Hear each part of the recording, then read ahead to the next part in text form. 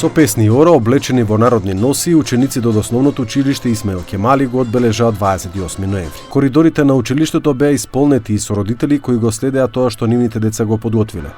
Патриотските песни создадоа емотивна атмосфера, потсетувајќи на долгата борба на народот за слобода и независност. Sot festojmë ditën e flamurit 29 nëntori, jemi shumë të gëzuar. Ne sot festojmë 29 nëntorin dhe shkolla Ismail Qemali kemi përgatitur pika të vallëzimit. Po, sot është 28 nëntori, dita e flamurit e Shqipërisë. Unë sot jam shumë e lumtur që do ta bëjmë programin, sepse pritja për këtë ditë. Ne sot do ta bëjmë një pikë ku do të vallëzojmë të një këngë e cila quhet Amaneti. Dini çfarë ditë është sot dhe çfarë? Po, dita e flamurit me 28 nëntor ku u ngrit flamuri i Shqipërisë. Sot jemi mbledhur një ditë të shënuar për kombin tonë, 28 nëntor.